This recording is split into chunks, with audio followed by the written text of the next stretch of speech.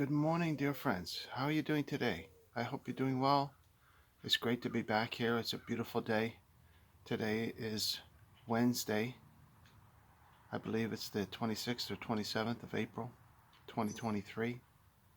And I came out here this morning, wanted to do this video for you as quick as I could while my mind is still fresh. It's about 6 degrees Celsius this morning. And I wanted to give a special shout out to John Ellis, dear friend John Ellis, for uh, recommending a fellow by the name of James Lindsay to me, who I had never heard of before.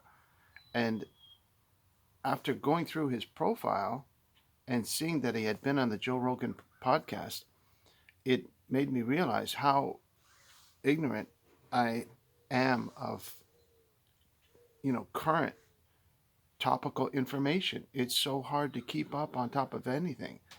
I must have seen him before somewhere. If he was on Joe Rogan, I used to watch Joe Rogan religiously, but since he went to Spotify, I don't watch anymore. But um, pardon me, the coffee's so good. Um, so, um, day 3 of my liquid only diet, the no sugar. I'll put that in a separate video. So let's get started. Sorry here to start off a little slow. James Lindsay. James Lindsay. Very important. This guy, I looked up his Wikipedia, which is a hit piece on him, unfortunately. But I checked out his website, and what I did was I went through and I watched the first 3 of his videos that are currently on his um, YouTube channel called New Discourses. So the first one was called The Negotiation of the Real, the second one was called The Power of Opting Out, and the third one was called The Role of Consciousness and the Evolution of the Gospel of Marxism. Now, The Negotiation of the Real, the Evolution of the Gospel of Marxism are almost 2 hours long, so they're quite in depth. So I put them on double speed, and then I kind of try and get into a bit of a meditative state. I also put on chess.com at the same time, so it gives my mind the ability to kind of free flow and absorb, because there's a lot of information to try and absorb at one time. And it could be difficult for somebody that doesn't have a background in philosophy to get through the material. I have a BA in philosophy from Carleton. I'm pretty proud of it. I'll name drop that. But that's old information. That's barely doesn't even overlap with what he's talking about at all. So that doesn't really help me.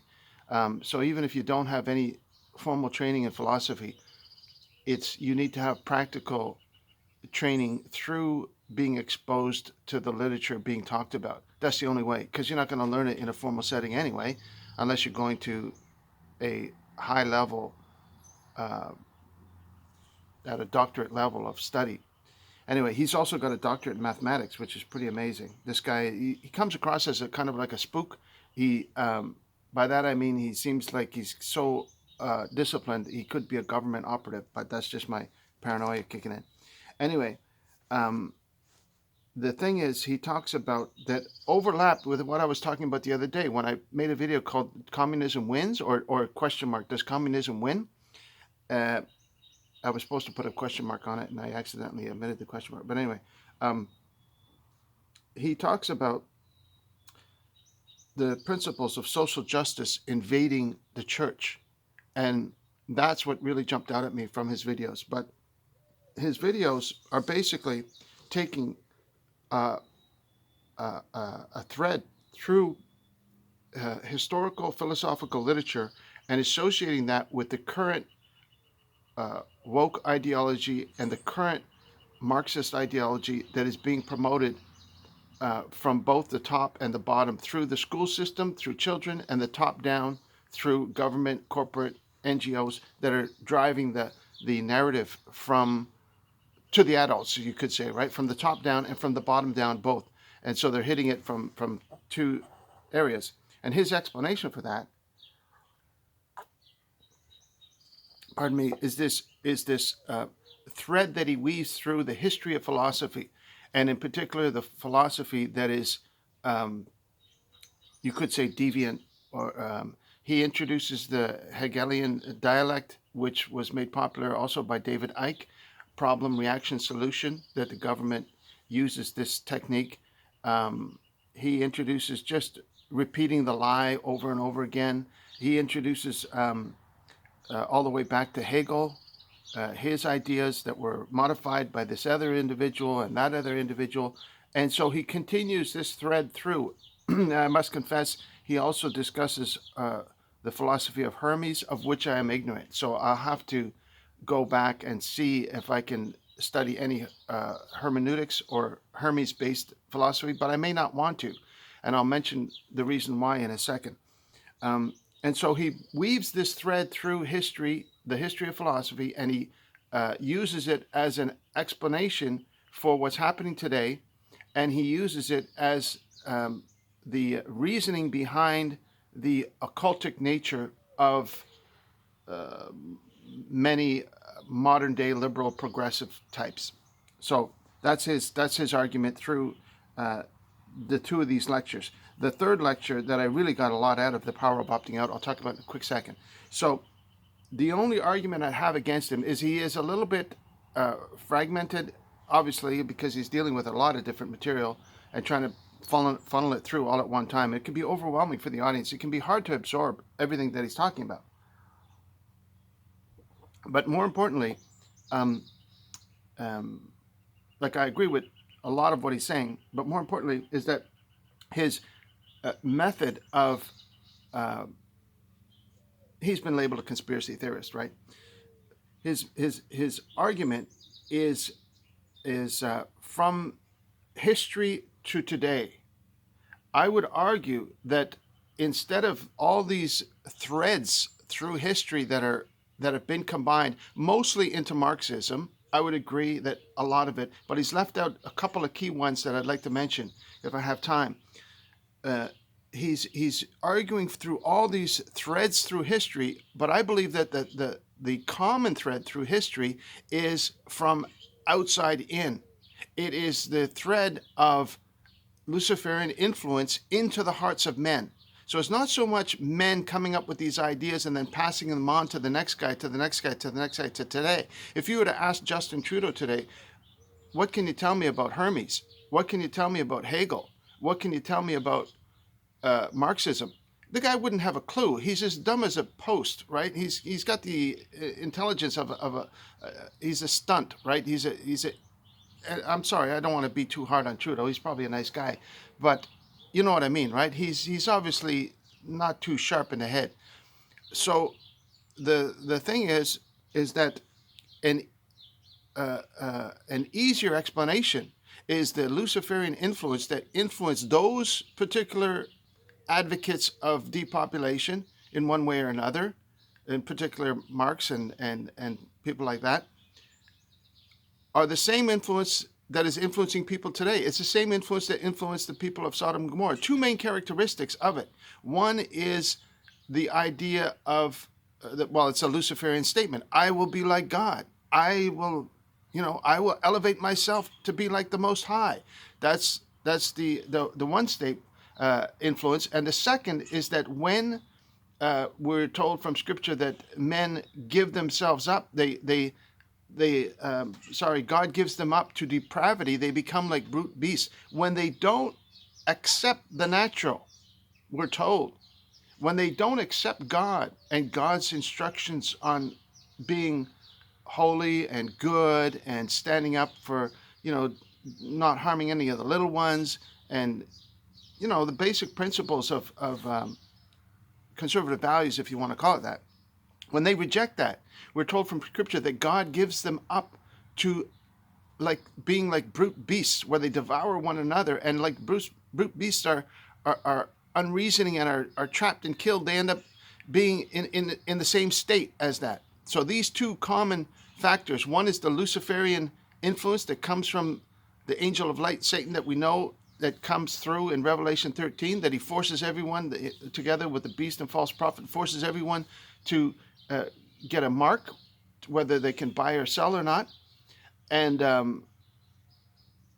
the second is, as if one is an outside influence from Lucifer, the second one is losing the influence of God's protection. And those two combined result in all those things you see through history, as well as the things you see through today. Does that make sense? I would argue it is more from those two reasons than from this thread all through history coming up to today. I think it's kind of like an outside in, the prince of the power of the air, the enemy that has been cast down to earth, that he's the prince of this world temporarily. He is influencing the hearts of men, and whenever he gets a foothold, these things crop out through Hegel, through Karl Marx, through Karl Marx's heart. He was able to influence, and many others throughout history, through Hermes, right? Through the philosophy of the ancient Egyptians. Guess what? The ancient Egyptians aren't around anymore. And people want to venerate their theology and their idolatry and their methods of doing things. They thought, oh, the Egyptians were so great. We're going to replicate that in our day. And guess what? The Egyptians aren't around anymore. Sodom and Gomorrah is not around anymore because they gave themselves over to be like brute beasts. You see what I mean? So this Luciferian influence, and when God leaves the influence of the heart, you put those two together and you got chaos, disaster, nothing but death and destruction. That's what's left over. And I believe that's the main cause of today. So in that sense, in that larger sense, I would disagree with James Lindsay, but it is such a pleasure. And again, I got to thank John Ellis. It is such a pleasure to listen to somebody who is obviously far more intelligent than I am, but not so much far more intelligent than I am. He has far more in-depth study in a particular topic. James Lindsay is to philosophy what Jordan Peterson would be to psychology. Do you see what I mean? James Lindsay has studied and studied and studied, and I don't know how he found time because he's got a PhD in mathematics. So where did he find time to study the history of philosophy to such a degree? I have no idea, but I tip my hat to James Lindsay because it is a pleasure. And I was on my third day of my fast. I was feeling irritable, and after sitting down and listening to him for a couple hours, it was as if I had a buffet dinner. I had to get up and take a break, actually, because I couldn't absorb all the information at one time. I had to just get out, clear my head. But after I felt great, I went for a long walk, and it really, really encouraged my soul to hear somebody speaking so coherently, so lucidly, with such interesting focus. I don't know how else to describe it. But the two, I mentioned that there were a couple of influences that I feel that he left out that were very, very important. I believe one is Friedrich Nietzsche, when he wrote the book, Thus Spoke Zarathustra. Now, I had never read that before, and I sat down with it. The reason why I wanted to address it, because I had read through all the atheistic literature that I could get my hands on, but he was the one that coined that phrase, God is dead. It comes from that essay, or comes from that book that he wrote. And what happened was, when I sat down to read it, I quickly realized that it was he's going down this mountain or something. It's a conversation with a guy with the devil. And it doesn't say that. And it's no, I've never seen that in any commentary, but it becomes quite obvious. It jumped out at me that said, this guy is speaking to Lucifer. And of course, he comes to that conclusion, God is dead. And I had to put it away because I was reminded of the scripture that says, to those that don't know the deep things of Satan, from Revelation, right? I don't want to get into the deep things of evil. And when I start to feel that, I say, no, I got to put it away. And so I may come back to that particular piece of literature at an older age, or if I live long enough, or for now, and that might be the same with Hermes. I just might not be ready for it. If my soul cannot handle it, I won't touch it. Like if it gets in, I mean, James Lindsay mentions necrophilia in his first lecture, and I'm thinking, how do you fit that in? Like, that's going too far, right? I mean, it's just like, that's a stretch. Okay, you can make threads to anything, and the occult activities of these weird, which brings me to my second influence that I think he should have mentioned in his lectures, which is Aleister Crowley. If you look at the life of Aleister Crowley, I mean, that guy was a character and a half, right? But he wrote this book that he felt had been transcribed to him from an ancient Egyptian spirit that he had got on his travels. And the essence of it is all occult, Luciferian. It's horrific. I didn't read it all. I don't want to read it all. But the thing that jumps out at you is the phrase that says, do what thou wilt. And that's become popularized. It's from that work that he wrote, Aleister Crowley. And of course, Aleister Crowley was the influence of many Satanists. Many Satanists. He was influence of the band Led Zeppelin, but that's another story. That's just a side anecdote. But yeah, he was not a good character. If you look at his lifestyle, moral scruples, his focus, his achievements, read his Wikipedia. That's enough. That's enough for me to read, and I don't need to read anymore. He has an extensive Wikipedia coverage of his life's shenanigans, right?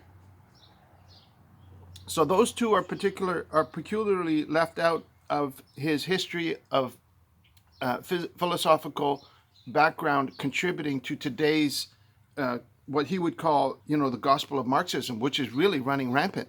But to see that he's speaking out against it, that alone deserves my utmost attention. And I would like to spend more time studying more of his work. I would like to get some of his books if I get a chance. If I ever see them in a thrift store, I'll be snapping them up in a heartbeat.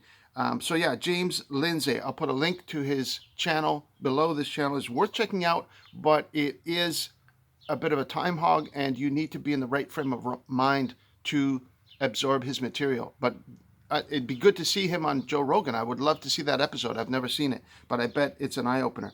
The second one I wanted to mention is the power of opting out. I thought that was a short, brief little video, but very, very powerful. The idea that if enough people just say no, and he mentions the idea that they wanted to bring in the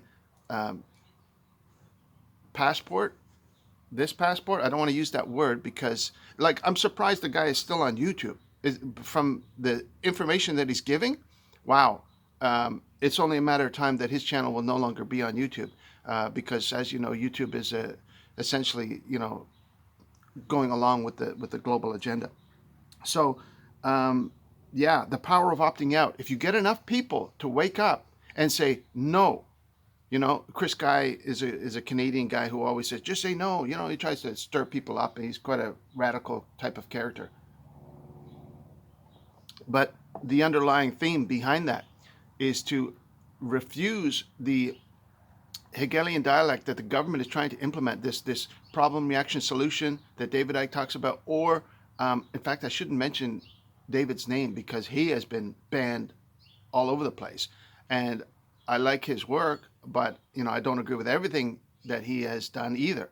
So I'd like to distance myself from other people and get banned on my own terms.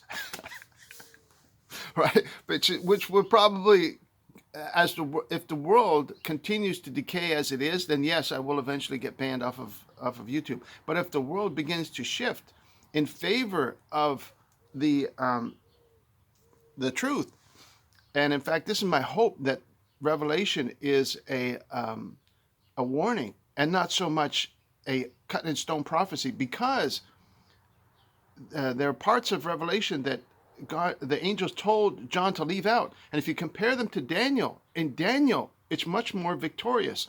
I should mention that in another video in the future.